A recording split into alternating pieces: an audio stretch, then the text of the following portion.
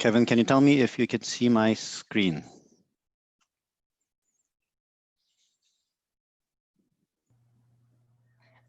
I know I'm Okay. not Kevin, but yes. Yes. Okay, good. I couldn't find my mouse. All right. Welcome everybody to Crypto 2020. I'm Leo Raisin, the General Chair. First thing I'm sure you want to know is how many of you there are. We have over 1,100 registrations. The previous record is 641 in 2018. Virtual conferences get more attendance. I organize things roughly by time zone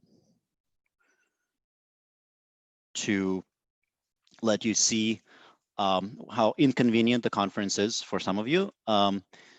And 41% are pretty much reasonable, 43% are not too bad, and 16%, mostly in Asia, are suffering through ungodly hours. To make you feel better, AsiaCrypt will be in a much better time zone for those of you located in the East. Compared to the first crypto in '81, we have over 10-fold growth. For those of you who want a visual, here it is. And that proves that we don't just go for the beach. I'm very glad to see you all here, even if there's no perfect weather to bring us together. I have many people to thank for organizing this conference. Sofia Yakubov was my co-conspirator in the whole thing, and pretty much the only reason I accepted this job in 2018 when I was asked is that she was excited to help me. And she was there helping out every step of the way, from planning for the physical event to pivoting for the virtual one. Kevin McCurley and Kay McKelly are our virtual conference team. They provided the vision for the virtual event with many iterations and improvements. They did so many technical and non-technical things for this conference, you have no idea.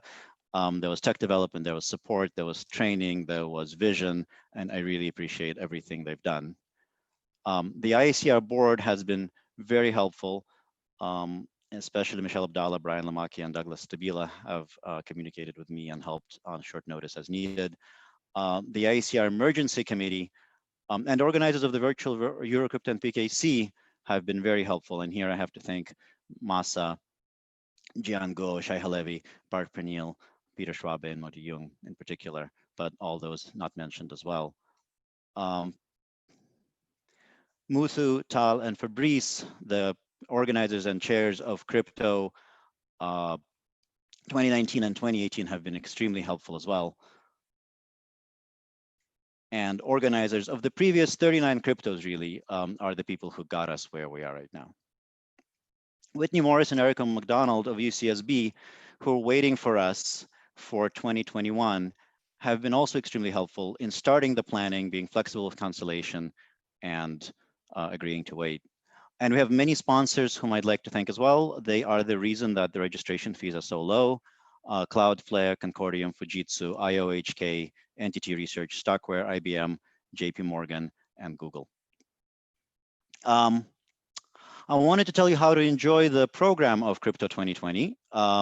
If you're here, you've probably already found the way to the program. That is your starting point for everything that's going to happen at the conference. The Zoom rooms are going to be live sessions of 5 minutes talk per paper, plus time for Q&A, a good amount of time for Q&A, in fact. In case of overflow, in case you cannot get into the Zoom room, go to the IACR channel on YouTube and you will get a live stream there. We're trying to be social and to replicate some of the conference experience, so please join the chat. It's a chat system similar to Slack called Zulip, and register and participate. If you already joined the IACR Zulip during Eurocrypto PKC, it should already work for you. Else you will need to create an account, start by clicking chat in the program. Account creation takes some time. You need to get an email, so start it early. We've been having a bit of trouble getting emails over to Gmail from the IACR. It does seem to work, but it has some delays. If you have a non-Gmail account, it might work better. And ask your questions. That's where we prefer for Q&A to happen, although it can also happen in Zoom. But in Zulip, people can answer in writing. It doesn't disappear right after Zoom is over. And if you ask in the correct stream and topic, which is where the chat links take you, you will be able to participate. That's what Zulip looks like. Now, what else should you do? If you have time, watch the longer minute versions of the talks on YouTube. They're more like the conference talks you're used to, about 20 minutes. And you can read the papers by clicking on the paper link.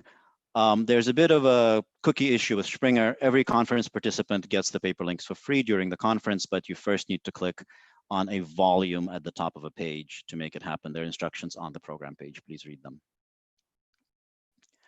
For the technical program, I have to thank Daniele Michancho, Tom Ristenpart, the program co-chairs, who've had to deal with a very difficult situation of the PC that was grappling with sudden stay-at-home orders and no school issues due to COVID. And they really helped me also in organizing the virtual event. And of course, the authors, speakers, PC members, and you, the participants, are what make the technical program happen. We already, in fact, had affiliated events. We had 4 of them on Saturday and Sunday, at least in some parts of the world. For those, I have to thank Alison Bishop, Daniel Benaroch, Tancred Lepois, Gilada Sharaf, Rafi Ostrovsky, Antigone Poloniado, Yal Ronen, and Mathieu Vaneuf. If you missed the affiliated events, you can still catch them on YouTube. The IACR channel will host all the videos. If they're not there yet, they will appear. And for organizing the affiliate events, I have to thank Karmit Hazai, my affiliated events chair. We will also have a rump session. It's going to be tomorrow. Please bring your own drinks. Unfortunately, we can't provide drinks remotely. And also bring your own talks. The submission deadline for talks is in 3 hours. Go to the rump session page, see the submit a talk button right at the bottom of the screen. Please do it. It'll be an amazing rump session. It won't just be boring formulas and endless slides, I promise. And many thanks to the rump session chairs, Bertram Pöttering, Antigone Policriniado, and Martin Stamm. Other special events. Today, very soon, we're going to have the IACR Distinguished Lecture by Silvio Micali. Tomorrow, we will start with the Test of Time Award ceremony. And we'll have a Best Paper Award session that'll feature slightly longer talks, 20-minute talks from the Best Paper Awards. And in 2 days from now, we'll have an invited talk by Sani Kamara and the IACR business meeting. You're all members of the IACR, so please come and participate and learn about your organization. We will also have social events. We hope that they are a fun and important part of the program for you. Each day during the long break in the middle, we will have a social event. You can see links like this on the program. Please join. Today will be a pseudorandom social mixer using Zoom breakout rooms. Tomorrow, we will feature a scavenger hunt using the new social app developed by Kevin. And there will even be prizes for top finishers, so please participate. Subsequent days, we will have various events featuring the social app. The social app allows us to host rooms, thematic rooms. If you'd like to host a room with a particular theme on Wednesday, Thursday, or Friday, please send a short string for the room name that you would like to host to virtualconferences@iacr.org or to me, General Chair. There's contact info on the website. Both lighthearted and serious subjects are welcome. Anything you want to host, we will try to accommodate as much as we can. For the social program, I have to give special thanks to Sabine Oeksner, Sofia Yakubov, Kevin McCurley, and Kay McKelly. This is important. Rules of behavior. There's a lot of us on a Zoom call, and it can only happen if you all behave. Please don't forget to mute your microphone unless you're speaking. Please use your real professional name, the name by which you're known in the community. That's part of the IACR Code of Conduct. The Code of Conduct applies to all social and technical events. Also know that the technical events, including any audio video you share, are live streamed to YouTube and recorded, and they'll be available later under the IACR YouTube channel. And we all hope to see you in 2021.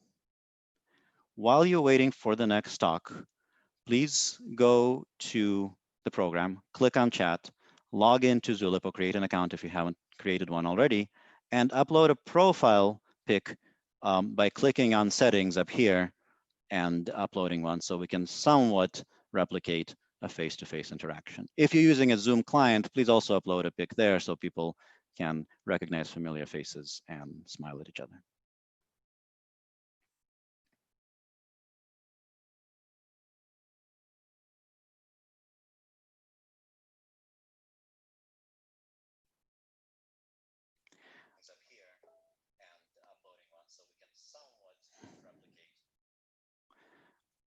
All right, and now I would like to hand it over to Jeremiah. Jeremiah, the floor is yours. All right, thanks, and welcome to the first session of Crypto 2020. So we have an exciting lineup of six papers here.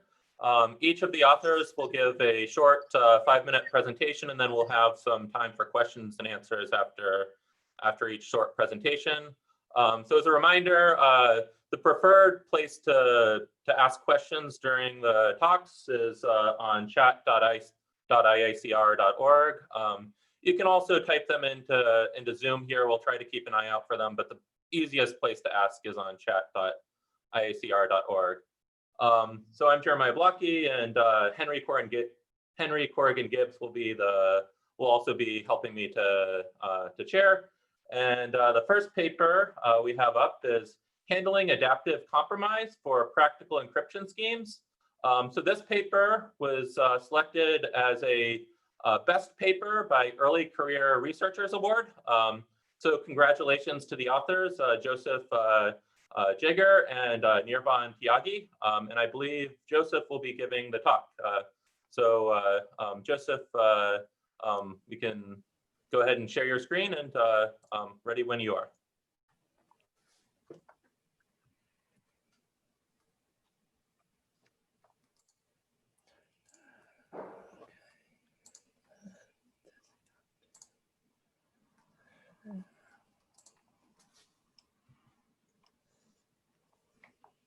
Okay.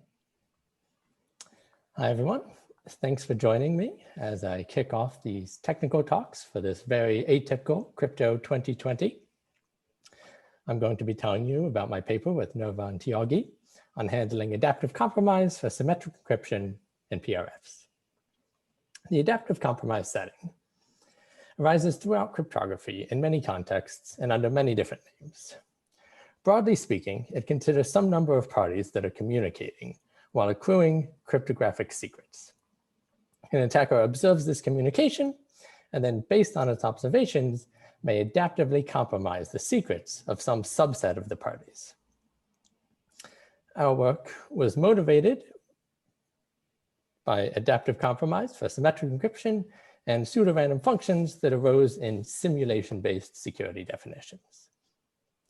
To cut to the chase, we provided new definitions for this setting, referred to as SimACX for various choices of X. We showed that our definitions are useful by applying them to simplify and improve the security proofs of example higher level protocols. And we showed that the security of schemes we already know and love can be lifted to our new definitions in the appropriate choice of an ideal model. The definitions we consider ask how well an attacker can distinguish between a real world where it interacts with a cryptographic scheme and an ideal world where its queries are answered by a simulator given some leakage about these queries. Our CPA definition is a multi-user definition in which the attacker can ask for encryptions of messages under a secret key K, and then later ask for this key to be revealed to it. In the ideal world, the leakage given to the simulator on encryption queries is only the length of the message. And then later, when it is asked to expose a key, the simulator may be told the content of these messages. Our PRF definitions work similarly, with encryption replaced by evaluation of the random function, to which responses are random in the ideal world. By a result of Nielsen, we know that achieving such notions in the standard model requires very long keys. So the works we were inspired by, and hence our definitions, work in programmable ideal models. We augment our definitions to add access to these ideal primitives, and in the ideal world, the simulator has complete control of this access.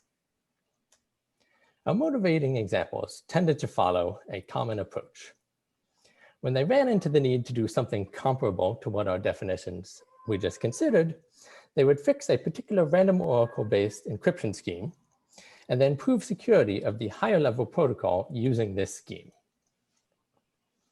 A common scene considered was one block counter mode using a PRF modeled as a random oracle. However, this approach leaves us with some questions. What if we want to use a PRF that cannot be thought of as a random oracle? Or what if we want to use a different mode of operation with this PRF? Following the status quo, we would need to write a completely separate proof for each choice of a mode of operation, PRF, and application that we want to prove secure. This is a cubic number of proofs in total. Moreover, each of these proofs is an ideal model programming proof, which, while conceptually straightforward, can be quite detail intensive. To exemplify this, let's consider these papers we cited earlier. Few of them attempted to give the full details of this complicated programming analysis. And of those who did, along with some which didn't, we identified bugs in their proofs. To be fair, my co-author and I were on some of these papers that had bugs. This lack of a complete and correct proof using this strategy indicates the need for a new approach. We provide this approach by introducing our intermediate SIM-AC definitions. Thereby, only a linear number of proofs are required, and the ideal model programming will only appear at the lowest level of analysis to be inherited by the higher levels. We showed that our definitions suffice to prove the security of some example higher level protocols, in particular a searchable encryption scheme of Cash et al., the Burnbox self-revocable encryption scheme of Tiagi et al., and the opaque password authenticated key exchange protocol of Jarecki et al.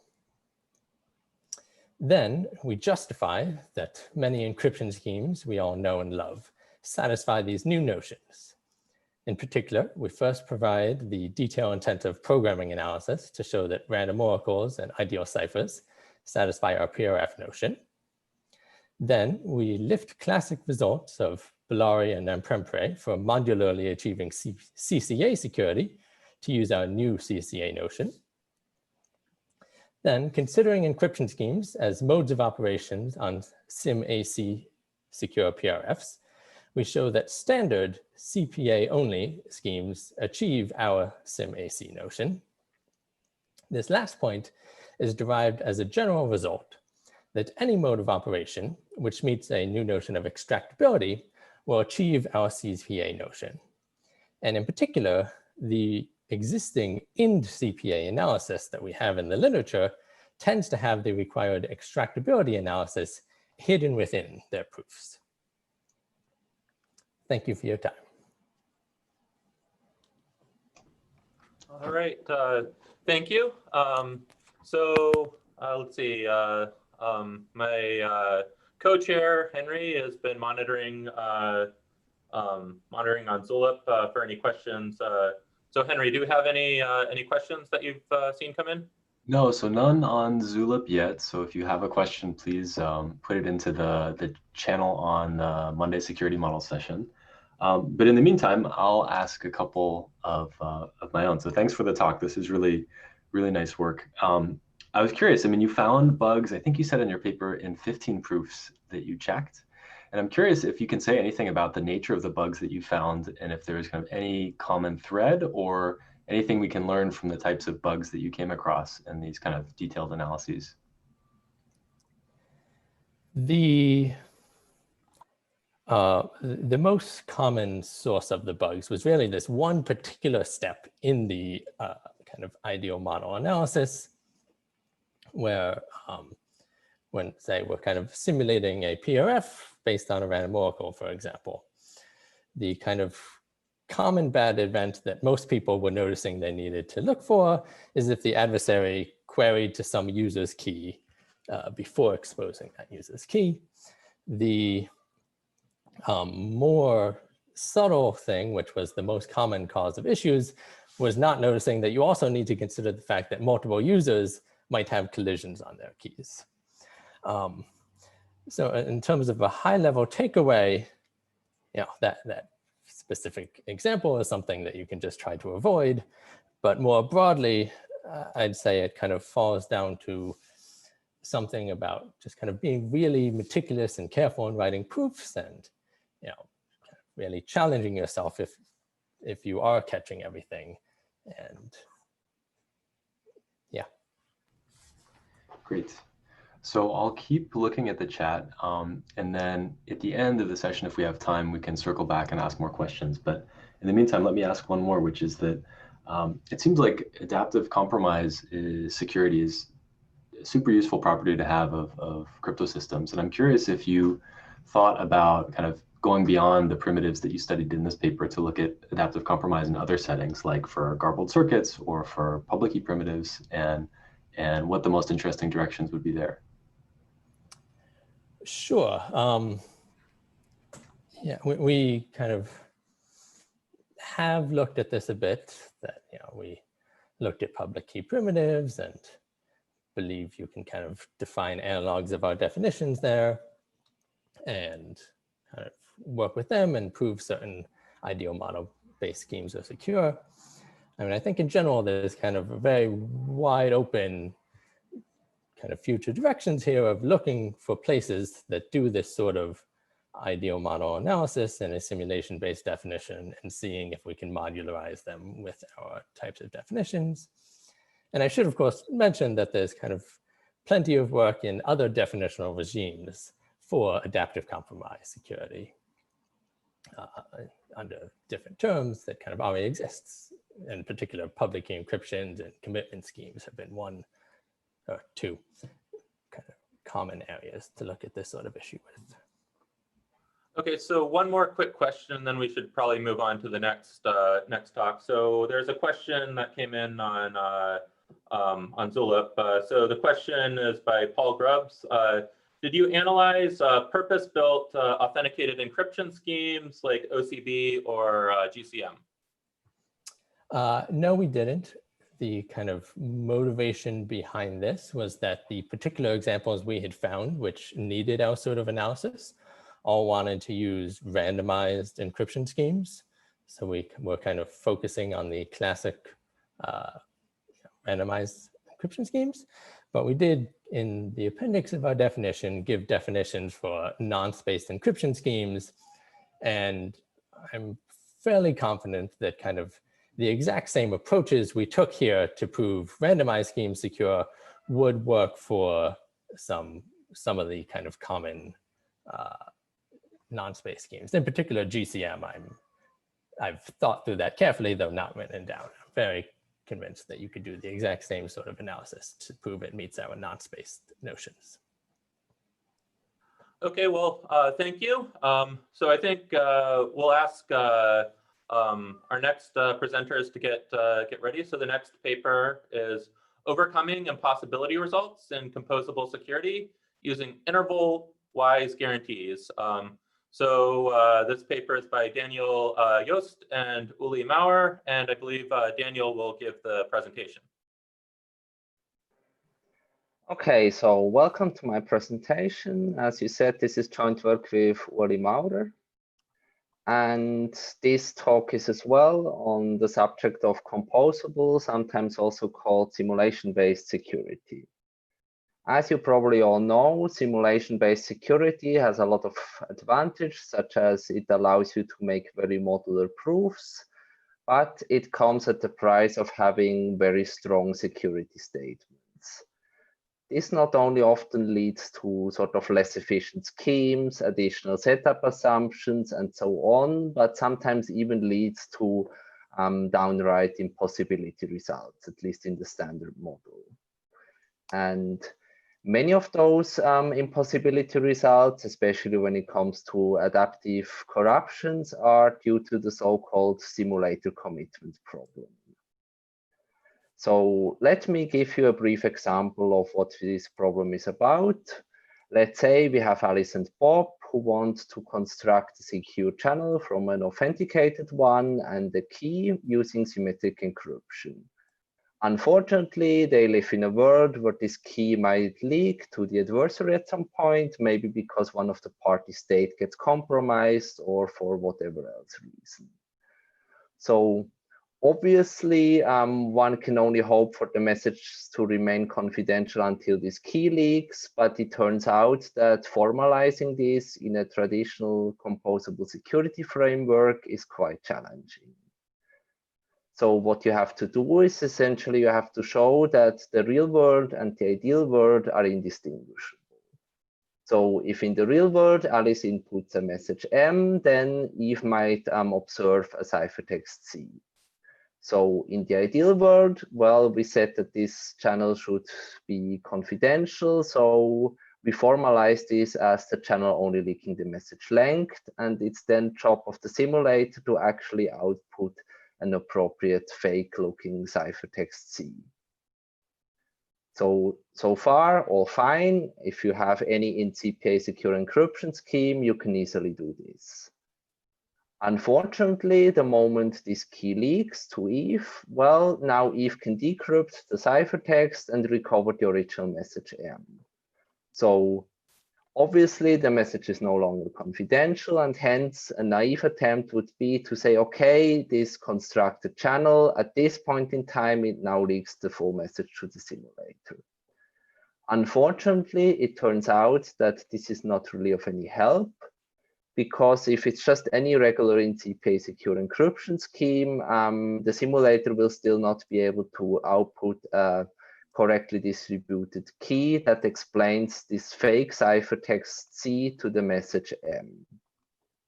So you would need an so-called non-committing encryption scheme, but this is sort of not the goal of this work. But we can actually observe that somehow saying that this secure channel only leaks the message length was essentially just a way of formalizing that the channel is confidential until this key leaks, yet it sort of causes problem only after this key exposure event. So what we do in our work is essentially we come up with a notion that allows us to make two separate statements. One, for instance, here about confidentiality until the key leaks. And then as a second separate statement, we formalize, for instance, all the remaining security guarantees after this event. And I would really like to stress that somehow the goal of this work is not to come up with yet another notion that in the end requires less efficient scheme, additional setup assumption, or so on, or where you even have to fall back to game-based security. What we really try to do here is to come up with a way to express the security guarantees of your favorite schemes, but within a composable framework instead of a game-based notion. And the big open question is essentially how can we make such a notion fit within a composable framework? And this is what I try to give you a very, very high level overview in the next 2 minutes or so. So our work is essentially based on this observation by Maurer and Renner from 2016 that composable security notions can be seen as a specification abstraction statement. So if you have this dark greenish, very complicated looking specification and you don't know whether it satisfies the properties you would need, then what you can do is you can prove that it's contained in a bigger specification, here the light green one, which is then in turn easier to understand. So for instance, the traditional simulation-based notion, this assumed specification would be just the real world, whereas the ideal specification would be the ideal world, including the simulator. And this really highlights that having this decomposition into ideal resource and simulator is just a way to formalize a specification if you take this viewpoint. I mean, it's a very useful one because you can see easily what kind of guarantees you get with this interface to Eve, but it's just one way.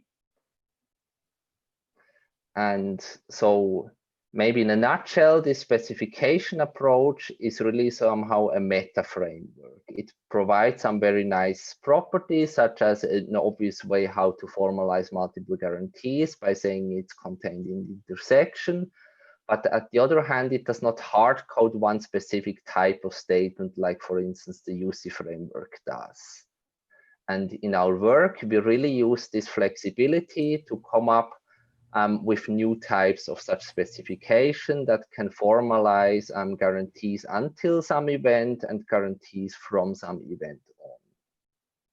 And the way we do this is we start with this overly idealized, unfortunately unachievable resource we talked about before.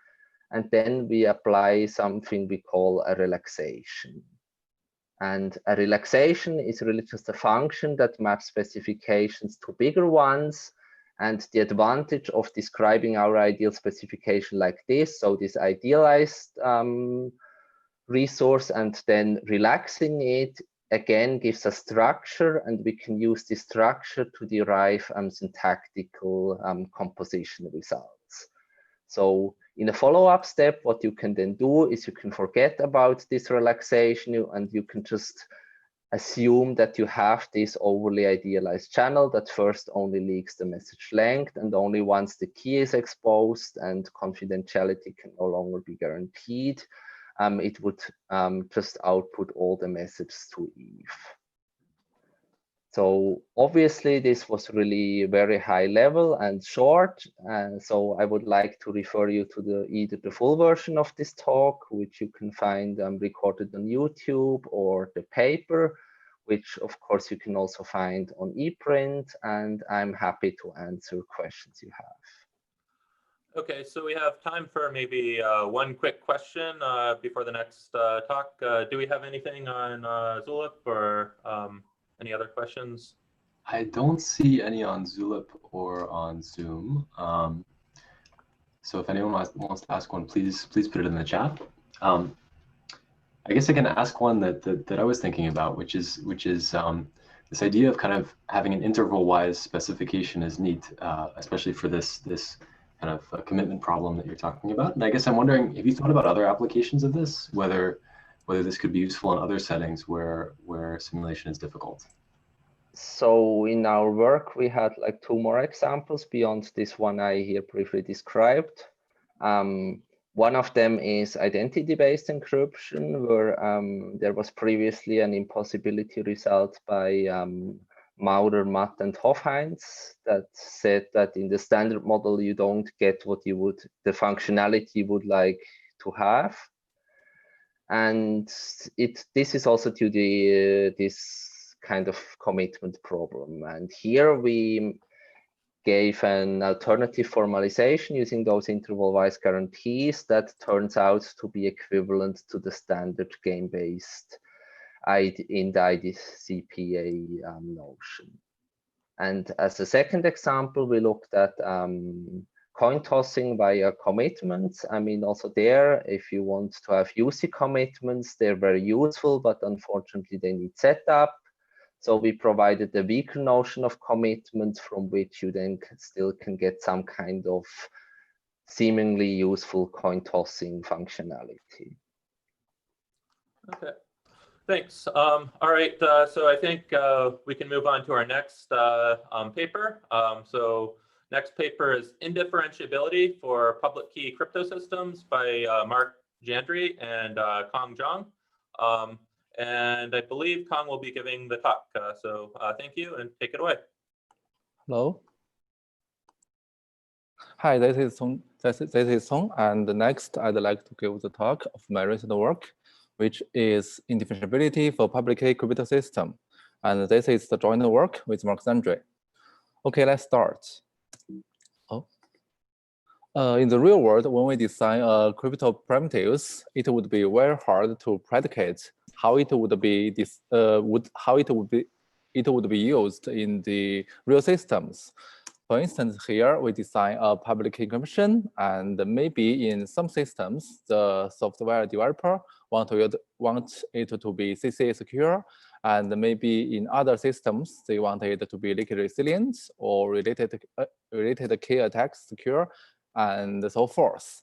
And the fact is that the schemes that achieves different security notions are quite distinct. And even worse, the software developer maybe even don't know what kind of security they want to use, and maybe they just plug the primitives into their systems, and which is quite dangerous for the security. So a natural question for this is that, can we design a magic scheme that capture all of the security notions, even for the unknown security models? And a typical solution for this is firstly consider about the idealized model. And here let's have a recap. For the hash functions, the idealized model is just the random oracle, and for block cipher is the random key permutation, and for the groups, the well-known idealized model is generic group model. And very interesting recent work by Barbosa and Fajim is they formalize the idealized version for secret encryption as random key injection. And the question is, what's the case in the public encryptions? And this one is quite unknown yet, and that's our work about. Okay, in this work, we explore 3 primitives in the public setting, which are in non-interactive key exchange, the NAC, the public encryption, and the digital signature. And we propose the 3 corresponding ideal notions: ideal NAC, ideal PKE, and ideal signatures. And due to time limits, in this short talk, we will only focus on the NAC. Okay, the question is, what should be the definition of ideal NAC? As we discussed above, we know that it should be an idealized model for NAC. And how could we interpret it? To do that, we firstly simplify the NAC as follows. It consists of 2 algorithms, key-gene and shared key, where the key-gene only takes the secret key as input and output the public key, while the shared key takes the 1 public key and one secret key as input and output the corresponding shared key, with the correctness that shared key of public key 1, PK1 and SK2 is equal to PK2 and SK1. So let's apply the Barbosa and Fajim's idea, and we just formalize the key-gene as a random injection, and formalize the shared key as a random function. Does this work? Actually not, because of the correctness of the shared key. We have to guarantee the following thing: the shared key of PK1 SK2 should identical to PK2 and SK1. So to give a definition for the ideal NAC, we should do that. We formalize this NAC as a random tuple of functions NKG and SK associated with 3 domains X, Y, and Z, where X is the domain of the secret key, Y is the domain of the public key, and Z is the domain of the shared key. Where NKG is a injection such that X to Y, and SK is a function that maps X times Y to Z, where we also restrict that the correctness requirement, which means for any X1, X2 in the X, we have that the SK X1 is NKG X2 is equal to X2 NKG X1. So this is the definition of the ideal NAC. And next, let's go to the construction. The first thing we know that is this is the idealized model. Of course, this does not exist in the real world. So when we talk about the construction, we are going to apply the indifferentiability framework, which is proposed by Maurer, Renner, and Horenstein. Okay, what does this mean? It means that if we give a construction of C using some idealized model, say random oracle model, then which is also indifferentiable from the ideal NAC, then it means that our construction is as good as the ideal NAC. And let's recap the definition of indifferentiability. Indifferentiability involves two words, which are the real words and the ideal words. In the real words, it has our constructions and the random oracle model. And in the ideal world, it has the NKG, NSK, and a simulator, where the adversary has access to all of these algorithms. And moreover, I want to emphasize is that everything here is under controlled by the adversary, which means the secret key, the message, the randomness, the nonce are chosen by the adversary, and And those things can be chosen by any way, any related way that the adversary wants. And the next question is why we choose indifferentiability. According to MRH, the result, we know that if our construction is indifferentiable from ideal naive, then our construction is secure in many adversarial environments in the random oracle model. And those models include the following: the unpredicated shared key against active attackers, liquid resilient, KDM secure, RK secure, and even for the combined security, which means our scheme can achieve both liquid resilient and KDM security. And even better, our schemes also achieve some unknown yes security, which means the security is unknown and maybe more important and maybe used by some misused by some software developer. And as long as the security notion is captured by a single stage game. Okay, so let's see the main challenge of building such kind of scheme. We see that the primitives we are concerned about is in the public setting, and according to the famous separation result by Impagliazzo and Rudik, we see that random oracle itself can never be sufficient. So we need to add new nutritions to our constructions. So here's the random oracle, and in our solution, we apply some specific standard model NEC where to get rid of the barrier of the separation results, and we are going to try to find a careful way to put them together. The difficulty is that in the definition of ideal NEC, there is no structures. Well, for the standard model NEC, say the group-based NEC, they have structures, and we have to carefully make sure that using random oracle to get rid of those structures and make sure they combine properly. They combine properly. And here is the summary of the work. We firstly propose three new notions, which we called ideal NEC, ideal PKE, and ideal signatures. And then we firstly bring in the indifferentiability to the public setting, where we built the indifferentiable NEC from random oracle plus double strong CDH assumption, where this double strong CDH means that the CDH associated with CDH oracle. And based on the results, we built indifferentiable PKE from ideal NEC plus random oracles.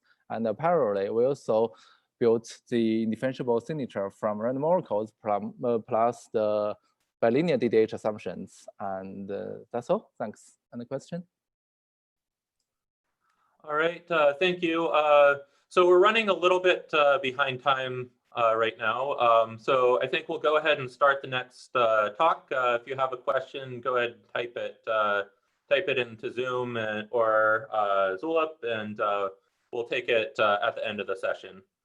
So our next talk is quantifying the security cost of migrating protocols to practice. This is by Chris Patton and Tom Shrimpton, and I believe Chris is planning to give the talk. It looks like we can see presenter view right now. Is there a way to swap that? I think there's maybe swap displays at the top. Hi, yeah, sorry, hold on just a second. All right.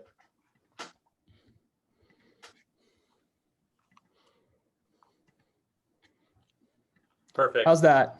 Perfect, thanks. Cool, thanks, sorry about the technical issue. Everyone can hear me?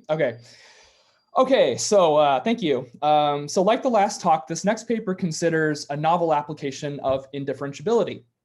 In particular, though, our goal here is to account for discrepancies between real-world cryptographic protocols and the security proofs that support them. So to explain what this means, let me start off with a simple motivating example. The latest version of TLS, TLS 1.3, is widely considered a success story for the provable security methodology. What sets 1.3 apart from earlier versions of the protocol is that security proofs were pursued during the standardization process. So in that spirit, an early draft of 1.3 was based on a protocol called OPTLS. OPTLS itself has a security proof, and it was designed to meet the needs of the new standard. Even so, significant changes were made to OPTLS in the process of translating it into the draft of TLS 1.3. And this is typical of the standardization process, actually. A protocol's original designers won't be able to foresee all of the practical considerations that the standard needs to address, so changes are often necessary. But it does raise, I think, an interesting question. What, if any, of the provable security that supported the original protocol is inherited by the standard?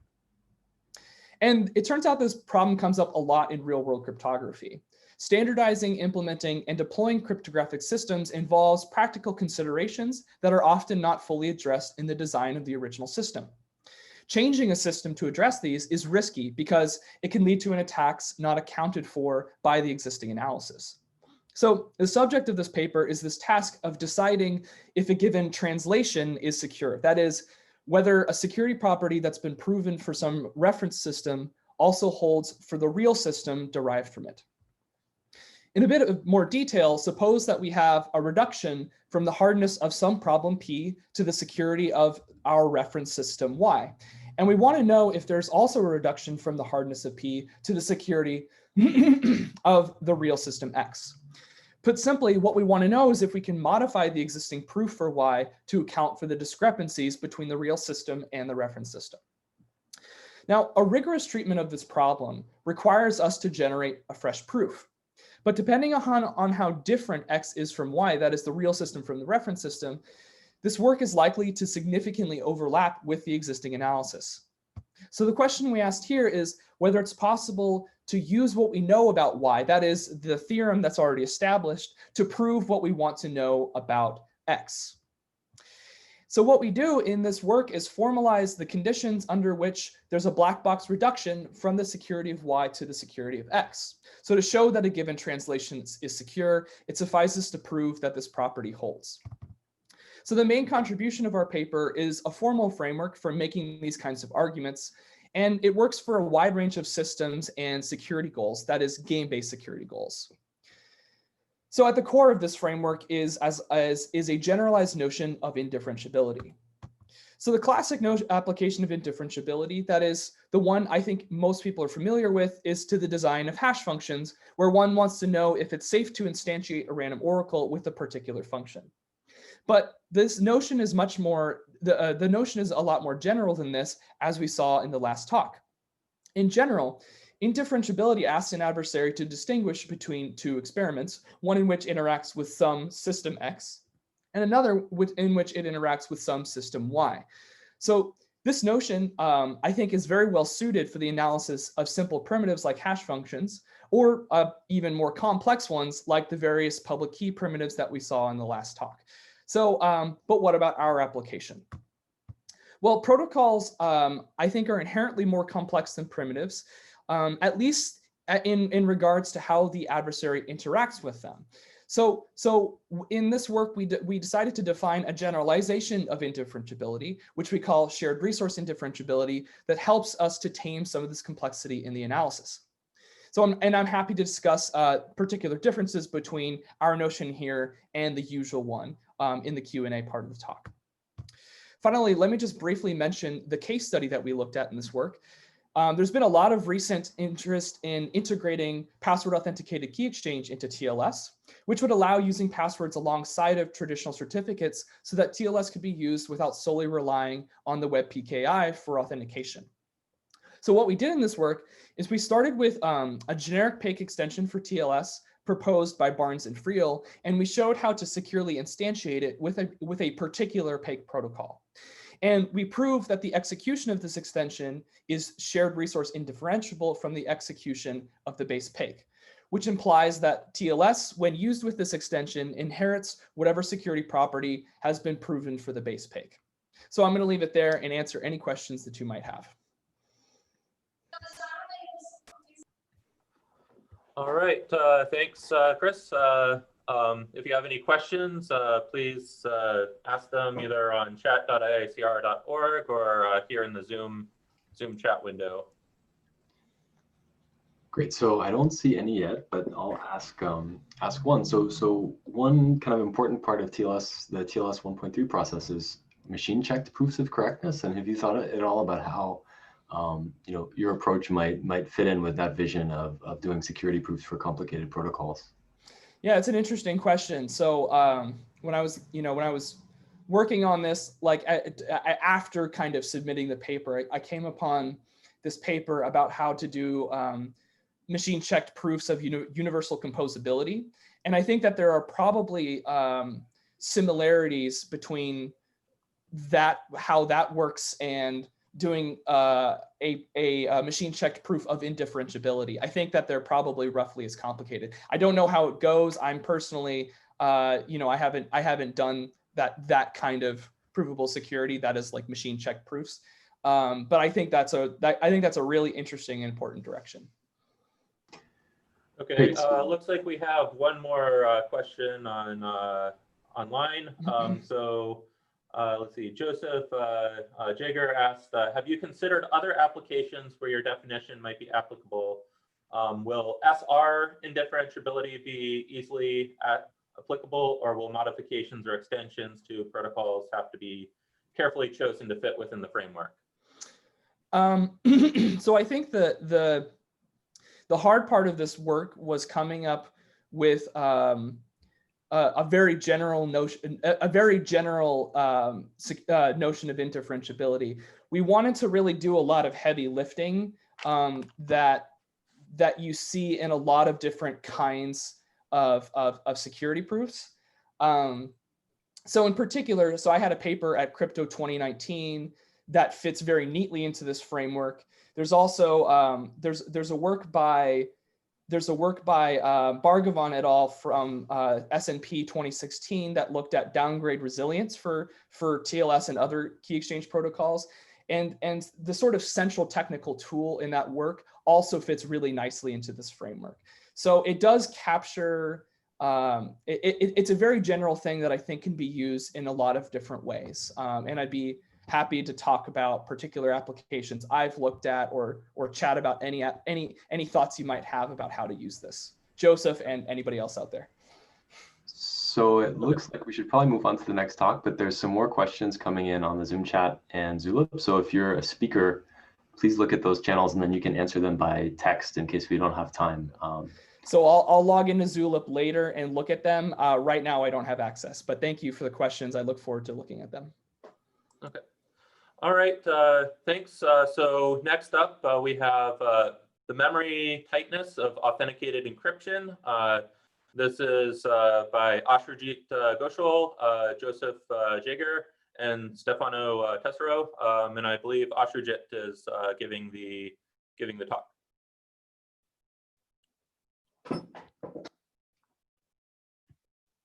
Yeah.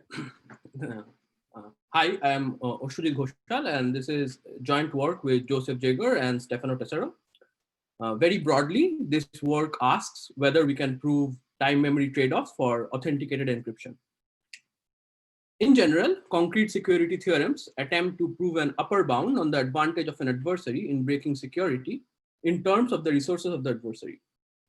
In most prior work, the resources considered are an adversary's time complexity and data complexity, or the number of queries. In this work, we additionally considered the adversary's memory as a resource. This is important because the feasibility of a certain attack might be seriously affected by the amount of available memory. Even though this question is clearly fundamental, only very recently we have seen some prior work on this, and it has generally taken one of two approaches. The first gives time memory trade-offs for symmetric encryption, while the second focuses on either giving or proving impossibility of memory tight reductions. In this work, we shall combine elements from both lines of work for the first time. We ask whether we can lift the time memory trade-offs for the confidentiality of encryption to the nonce-based authenticated encryption setting. Very briefly, the takeaway message from our work is it's complicated. We provide both positive and negative results. Proving time memory trade-off for only confidentiality has already been a hard problem. To illustrate this, here is a toy example of a nonce-based encryption scheme based on an n-bit block cipher. One can prove this theorem, which is a corollary of two previous works, one of which makes connections to communication complexity. It proves an upper bound on the advantage of distinguishing ciphertexts encrypted under distinct nonces from random, which is the standard notion for confidentiality of nonce-based encryption. In particular, the advantage of an adversary can be upper bounded in terms of its memory and number of encryptions, and the advantage of breaking the underlying block cipher as a pseudorandom permutation. The first term here shows that there is a time memory trade-off for breaking the confidentiality of the scheme. So we ask whether we can prove similar results for AE security, in particular for widely used schemes like GCM. We target the notion of AE security that combines confidentiality and integrity. The usual approach is to prove separately a bound on INDAR security, that is indistinguishability from random ciphertexts, and a bound on CTEX security, that is ciphertext integrity, and then combine them to show AE security. This can be cast as a concrete security theorem that upper bounds the advantage against AE security in terms of the advantages against INDAR and CTEX securities. The question, however, is how does this result look like when we take memory into account? Ideally, we would want a memory tight reduction. That is, we would want S1 and S2 to be very close to S. Unfortunately, the known reduction is not memory tight. In a nutshell, our results are centered around the question whether we can make this reduction memory tight. First of all, we show that we can indeed make this reduction memory tight in the restricted setting of channels. This setting captures usage in protocols like TLS. We introduce memory adaptive reductions, a new technique for giving memory tight reductions, but the memory of the reduction depends on the memory of the adversary. We use our memory tight reduction to prove time memory trade-offs for a TLS-like channel instantiated with GCM. Secondly, we give an impossibility result for a memory tight reduction in the most general setting of nonce-based authenticated encryption. Next, I shall briefly talk about the restricted channel setting and our memory adaptive reduction. A channel consists of three algorithms. The state generation algorithm generates initial sender and receiver states. The sender algorithm takes as input the sender state and message and outputs the updated sender state and a ciphertext. The receiver algorithm takes as input the receiver state and ciphertext and returns as output the updated receiver state and either a message or the error symbol bottom. In terms of security, we want to look at a setting where the adversary is responsible for delivering messages from the sender to the receiver. Obviously, the adversary should not learn any information on what is being sent. But also, we want to prevent the adversary from delivering messages out of order. Our main theorem shows that suitably defined notions of confidentiality and ciphertext integrity tailored to channels imply AE security in channels in a memory tight way. In the literature, all memory tight reductions use a small amount of memory independent of the underlying adversary. Crucial to our result is that we use a reduction whose memory grows linearly in the memory of the adversary, and this is enough to prove memory tightness. We use our result to prove a time memory trade-off for AE security of a channel instantiated with GCM. The full version of our paper is available on ePrint. I refer you to the longer talk and the paper for more details. Thank you. All right, thank you. So we have a few, we have a minute or two for questions if anyone wants to ask a question on Zulip or Zoom here. So it looks like we have one question here that came in on Zulip from Rohit Chatterjee. So at first viewing, it seems that the memory overhead involved is in storing query lists by the reduction. Would you say that such an overhead is intrinsic to all similar reductions or constructions? Yeah, so the textbook reduction in the memory overhead comes from storing queries, but in this channel setting, we can get around that by storing the number of queries which is proportional to the size of the adversary's memory. But in the most general setting, we prove an impossibility result of getting around that. Okay. What, so I guess one question I had is, if instead of, a channel between two parties, what if you had, a small number of parties with, maybe the messages weren't completely sequential, but in some bounded sense, they were, do you see your results as extending to that type of setting, or are there barriers even as soon as you introduce more than a two-party basic channel setting. Like for the multi-user setting, like I'm not aware of, like I'm not very sure whether our results extend to that, and even like proving results for confidentiality in the multi-user setting is already an open problem. Okay. It looks like we have one more question. So does the model here assume unlimited computing power in the pre-computation phase, or are there still computational limits? If the question is for the impossibility results, I think so. I think so. Then no. So our impossibility is for like efficient reductions. Okay. Okay. All right. Well, I think let's go ahead and start our last talk. So the last talk is time-space trade-offs and short collisions in Merkle-Damgard hash functions. This is by Akshama, David Cash, Andrew Drucker, and Hotek Wee. And I believe Akshama is going to give the presentation. Hello, everyone. I am Akshama, and I will be presenting a joint work with David Cash, Andrew Drucker, and Hotek Wee, where we study time-space trade-offs in finding short collisions.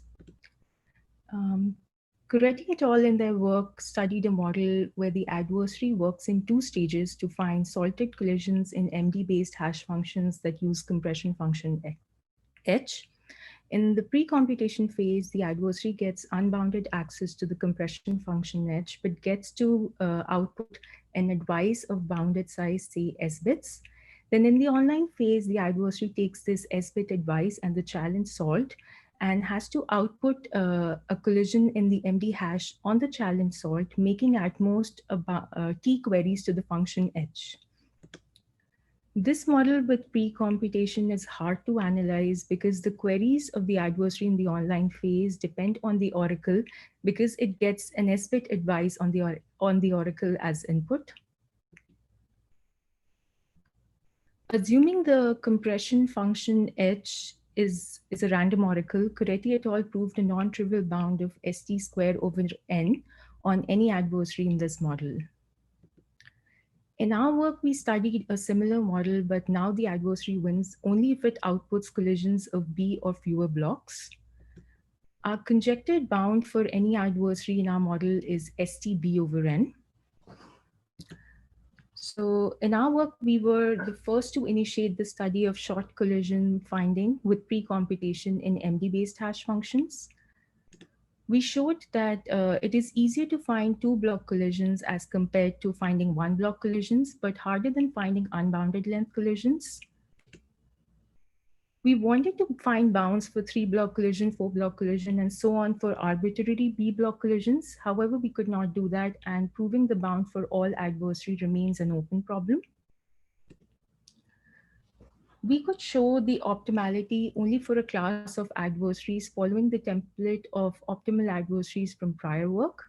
We refer to these adversaries as zero-walk adversaries. Next, I would like to state our results more concretely. For B-block collision finding, we give the best known attack that achieves at least order of STB over N advantage. This attack is an extension of Coretti et al.'s optimal attack for unbounded collisions. We believe our attack is optimal for one, because we could not find any better attack, but more importantly, we know from prior lower bounds that there can't be an attack that achieves better than STB over N advantage that works for all B less than equal to T. And it'll be very surprising to see an attack that achieves better than STB over N advantage for small b, and then collapses to STB over N advantage for as B approaches T. However, so our correct bound, we believe, is STB over N. However, we could prove this upper bound only for a restricted class of zero-walk adversaries. We proved a matching bound of the order of ST over N for 2-block long collisions. Observe the qualitative jumps between 1-block, 2-block, and unbounded length collisions. Next, I will present our attack for finding B-block collisions, which is an extension of attack given by Coretti et al. For unbounded collisions. So here in the pre-computation phase, adversary picks order of S-sols and computes hash with messages that are B over 2 blocks long and 0 valued, and finds collision on the sols thus reached and stores them. Then in the online phase, given the challenge solved, adversary hashes with T over B messages to output one of the sols with stored collisions. These messages consist only of 0 value block messages after the first block. It is easy to show that an expectation and omega of SB in distinct nodes will be there in the S trails that are generated during the pre-computation phase. And the adversary tries to output one of these omega of SB nodes in B times T over B queries, achieving at least order of STB over N advantage. The two block variation of this attack achieves at least ST over N advantage.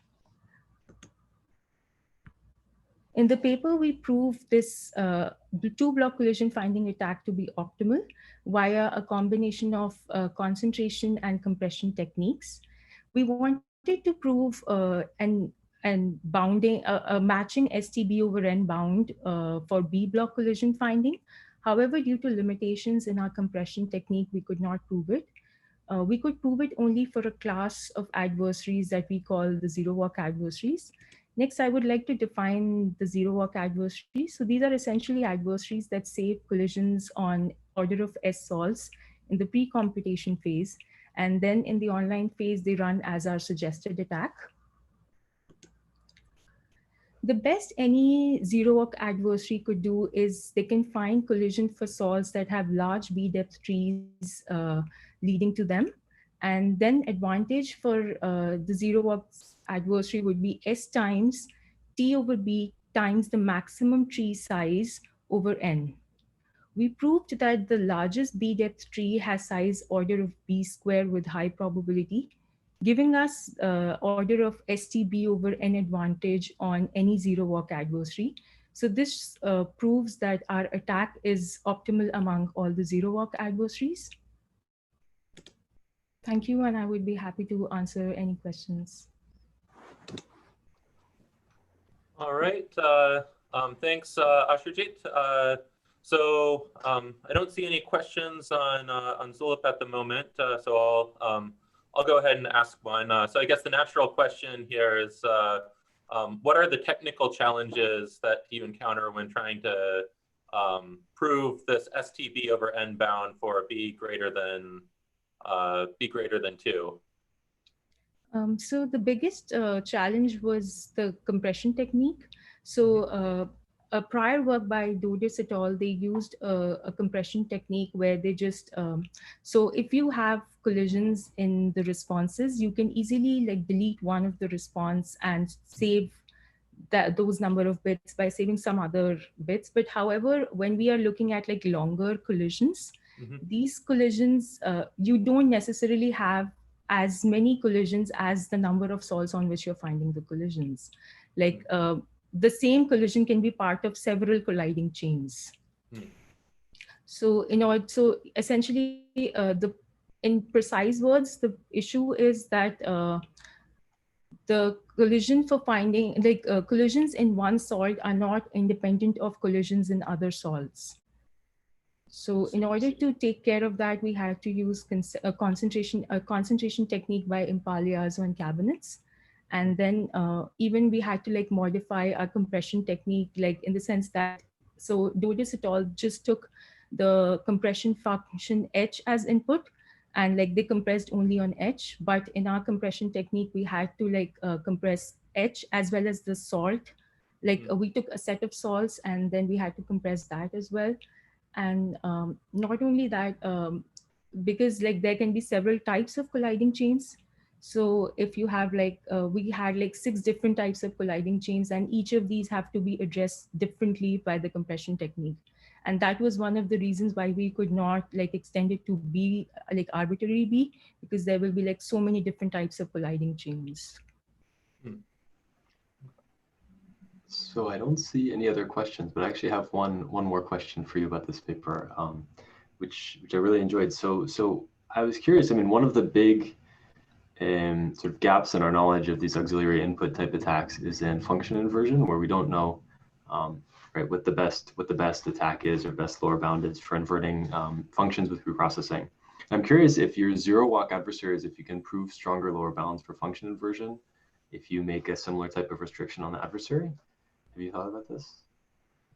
I haven't thought about this. But I think like these attacks are essentially, they have been taken from the study, like all the studies that have been done on function inversion. So these attacks are actually inspired from those attacks.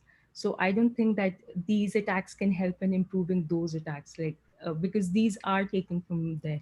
Like, I guess I'm wondering if these restricted lower bounds can give new restricted lower bounds or lower bounds against restricted type of adversaries, and for this other problem. Okay. We haven't thought about that, but yeah, that's an interesting thing to consider. Thanks. All right, so it looks like we're running out of time, but thanks to Akshama and all of our speakers for this session. So we have a break now until 12:30 when we have a distinguished lecture by Silvio Micali. So we hope you'll come back for that talk. Also, if you had a question you wanted to ask, feel free to log into Zulip. You can still ask questions, and we'll encourage authors to, monitor the chat window. If, I guess as a replacement for kind of hallway chats, we'll try to use Zulip as a way to interact with the authors and ask them questions even after the session. All right, so thanks everyone, and we'll take a break now. I just want to make it clear to the participants that you need to go back to the program in order to log into the next session, which starts in under 15 minutes. There is a Zoom room that you need to join. It's a different Zoom room from the current one. Thank you, everybody. And we're no longer going to be recording and streaming.